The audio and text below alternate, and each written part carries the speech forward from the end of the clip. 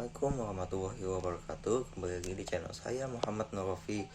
Dan kali ini saya akan membahas materi tentang paragraf dalam bahasa Indonesia. Review materi kelompok 3. Langsung saja kita ke pembahasannya. Yuk. Yang saja pertama adalah pengertian paragraf. Jadi menurut bahasa Yunani, paragraf itu berasal dari kata paragos, menulis di samping atau tertulis di samping. Adalah suatu jenis tulisan yang memiliki tujuan atau ide awal ditandai dengan masuknya ke baris baru. Terkadang baris pertama dimasukkan, kadang-kadang dimasukkan tanpa memulai barisan baru. Beberapa hal awal paragraf telah ditandai oleh Pickrow.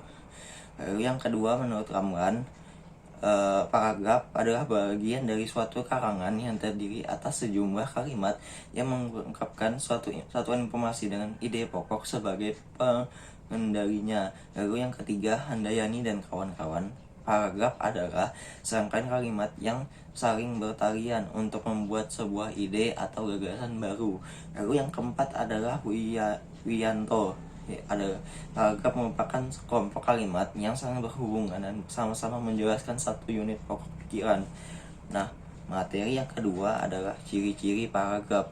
Nah, ciri-ciri paragraf sendiri terbagi menjadi 5. Yang pertama adalah kalimat pertama dalam sebuah paragraf ditandai dengan adanya bagian yang menjorok ke dalam kanan beberapa ketikan spasi, namun ada juga karangan yang berbentuk lurus block style ditandai dengan jarak spasi antar paragraf lebih renggang satu spasi daripada jarak antar baris lainnya.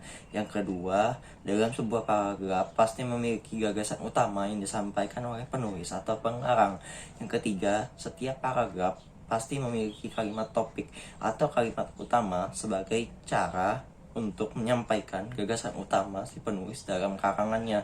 Yang keempat, paragraf memiliki kalimat penjelas. Kalimat ini berisi detail-detail dari kalimat topik atau kalimat utama. Nah, yang kelima, satu paragraf terdiri dari satu kalimat utama atau beberapa kalimat penjelas.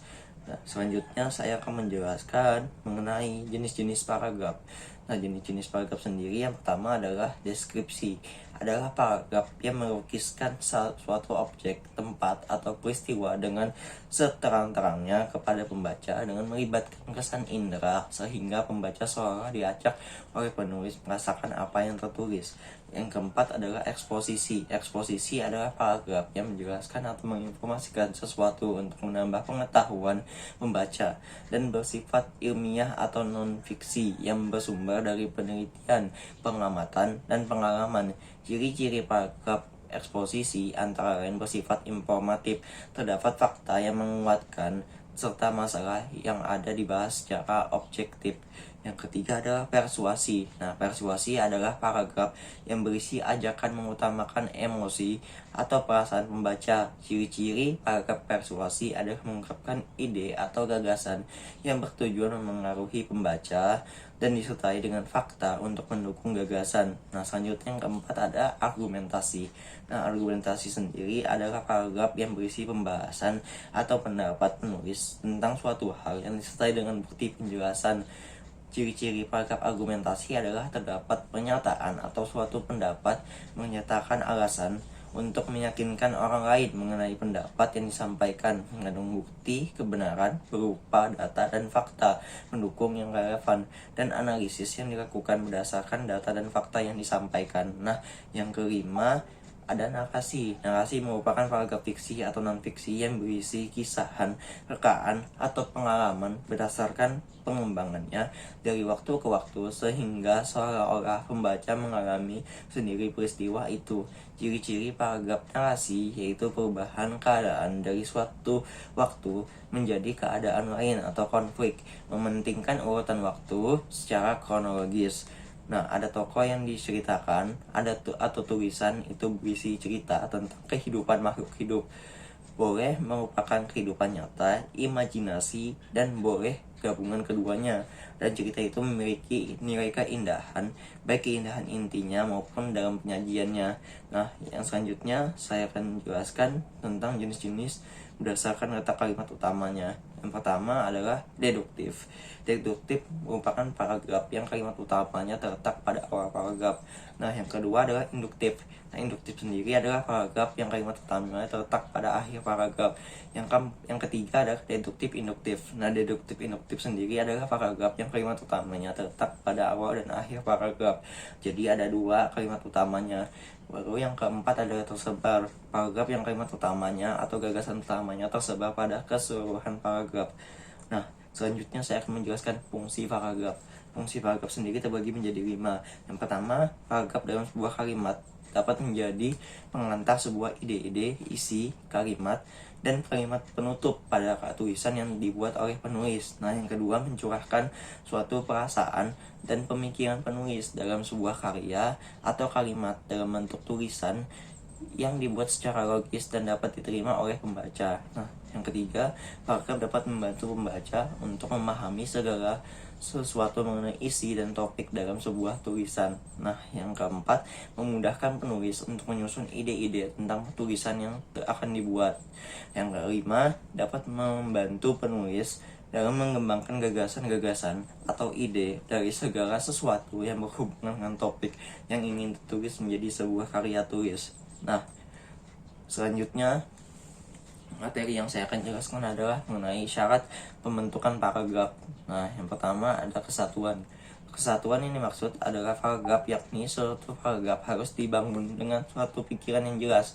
Artinya, boleh mengandung satu gagasan, satu pikiran tersebut di dalam bentuk pikiran pokok dan beberapa pikiran menjelas. Jika kalimat-kalimat yang ada dalam sebuah paragraf saling berhubungan dan saling mendukung dalam menjelaskan gagasan pokok paragraf, maka paragraf tersebut dapat dikatakan memiliki kesatuan gagasan. Nah, yang kedua ada kepaduan. Nah, kepaduan sendiri kalimat-kalimat dalam sebuah paragraf yang terangkai secara logis dan saling mendukung gagasan utama disebut dengan kepaduan atau koherensi. Nah, kepaduan terwujud dari hubungan kompak antar kalimat membentuk paragraf. Kepaduan yang terbaik terjadi jika hubungan timbal balik antar kalimat wajah dan mudah dipahami.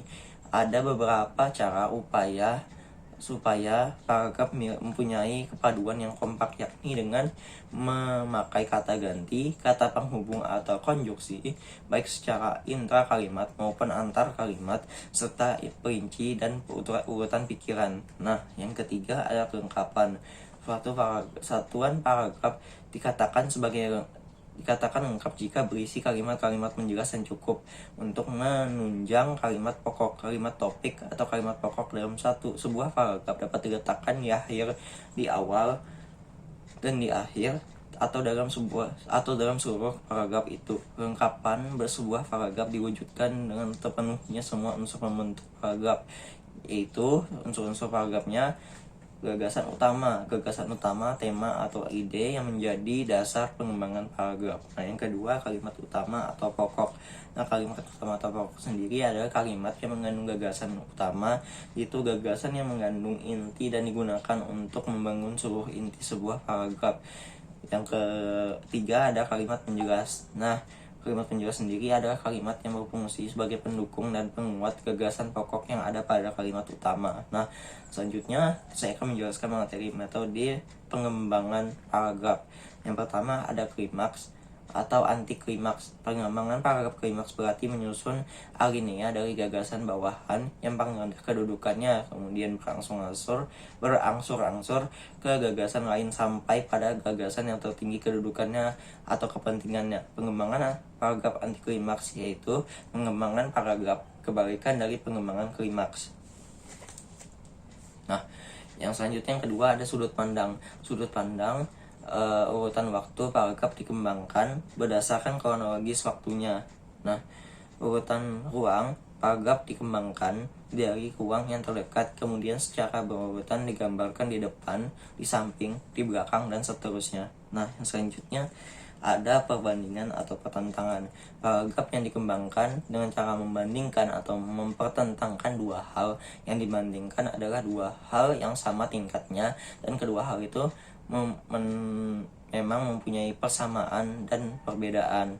Nah, yang keempat ada analogi. Paragraf dikembangkan dengan membandingkan dua hal yang memiliki persamaan bentuknya dan fungsinya. Bisa juga membandingkan sesuatu yang harus dikenal umum dengan hal yang kurang atau dikenal umum sehingga hal ini bisa dipahami dengan jelas. Contohnya, pengembangan paragraf dengan memberikan contoh agar sesuatu hal yang terlalu umum bisa dijelaskan secara konkret. Nah, yang kelima ada proses. Proses sendiri, pengembangan paragraf dengan metode proses bisa dilakukan dengan cara menyusun secara teratur suatu proses kerjanya. Nah, proses merupakan suatu urutan tindakan untuk menghasilkan sesuatu. Nah, urutan harus dijelaskan sesuai dengan tahapan kejadian secara kronologis dan menyeluruh. Nah, yang keenam, sebab akibat. Pengembangan paragraf yang menggunakan sebab akibat bisa dilakukan dengan menetapkan sebab sebagai gagasan utama, sedangkan akibat sebagai perincian pengembangannya. Namun bisa juga sebaliknya, akibat sebagai gagasan utamanya, sedangkan sebabnya sebagai perinciannya. Yang ketujuh ada umum khusus. Nah, pengembangan dari umum ke khusus akan menghasilkan alinea deduktif. Sebaliknya, pengembangan dari khusus ke umum menghasilkan alinea induktif. Kedua cara ini merupakan cara pengembangan alinea yang paling umum dan banyak digunakan. Nah, yang ke-8 ada klarifikasi. Klarifikasi pengembangan dilakukan dengan mengelompokkan suatu pokok permasalahan, dilanjutkan dengan merinci detail bagian-bagian dari kelompok tersebut. Nah, yang terakhir ke-9 ada definisi luas. Yang dimaksud pengembangan definisi luas sendiri adalah pengarang bermaksud memberikan. Assalamualaikum warahmatullahi wabarakatuh. Kembali lagi di channel saya Muhammad Norofi. Dan kali ini saya akan membahas materi tentang paragraf dalam bahasa Indonesia, review materi kelompok 3. Langsung saja kita pembahasannya. Yuk, kan keterangan atau arti terhadap sebuah istilah atau hal-hal yang lain. Nah, itulah materi dari review materi kelompok 3 mengenai paragraf dalam bahasa Indonesia. Dan